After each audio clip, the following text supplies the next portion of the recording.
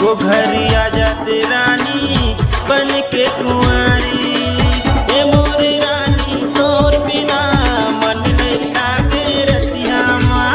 एको घरी तोर बिना सुता सता थे खटिया माँ। आजा गोरी आजा ओ रानी करत हुआ गोरा।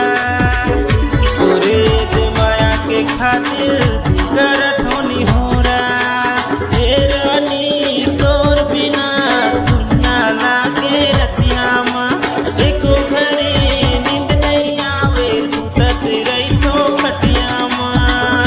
जाके घड़ी तोला में खोजो सुरता सता थे वो। आजा गोरी तोला में कैसो भारी यादे आते वो। हे रानी तोर बिना नींद नहीं आवे रतिया माँ। सुते घड़ी खोजती रही तो कबले आई खटिया माँ।